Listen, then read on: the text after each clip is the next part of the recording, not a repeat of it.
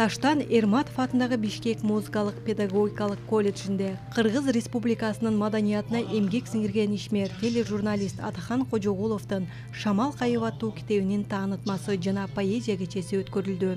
Кечеге белгилүү акын жазуучулар, адабиятчылар, студенттер жана акындын көрмандары катышты.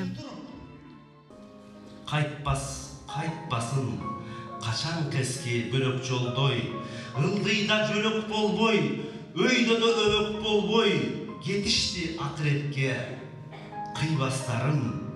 Бүгүнкү поэзия кече бир топ өзгөчөлөнөт. Анткени 1 сааттын тегерегинде поэзия кечеси болсо, бир да сөзү жок, бир да куттуктоосу жок, даяр шаблондор жок. Баштан аяк бир композиция болуп жыйынтыкталат. Эңсетесиң жакшырлардай жазылчы, жүрөгүмдүн кагышындай тууган жер, демим болуп сезилесиң акыркы. Колуңдагы мукам күйдөй төгүлдүм, колуңдагы бар бакыттай көрүндүң, сагындасың киндик каным танган жер, сезилесиң оңгусундай өмүрдүм. Автордун «Шамал кайып» жыйнагына тоолган жер, турмуш жана сүйүү жөнүндөгү ырлары, поэмасы жана дүйнөлүк акын жазуучулардын чыгармаларынын котормолору кирген. Ошондой эле акындын буга чейин көз мончок, деңиз муң, чач агарткан чакырым, тоо тумар, 5 өрүм деп аталган ыр жыйнактары жарык көргөн. Шамал кайыбын ошол бир нече күндөн бери башыма жазап коюп, күн сайын кечинде жатарда окудум.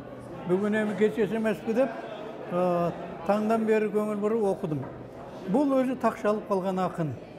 Ыр жазуунун техникасын өздөштүргөн. Ритмди дагы, уйкаштарды дагы, жана башка нерселерди так билет. Бул эми лирик акын. Ошол адамдын жүрөгүндөгү, көңүлүндөгү сезимдерди айтсам дейт. Атахандыкы өзү туулуп өскөн жерине байланыштуу шамал экен. Ошол шамалдан мага жаккан жер чий. Чийлер жүгүнүп шамалга ыргалып турган жакты да. Эми колубузда турган мына ушул «Шамал кайып» деген китеби да жарык көрдү. Бул китепте да ушунчалык учкул, адамдын жүрөгүнөн орун тапкан бир канча саптарын окуп отурабыз. Мен ойлойм, бул акындын келечеги да калды да, дагы жакшыларды жаратат деген ойдомун.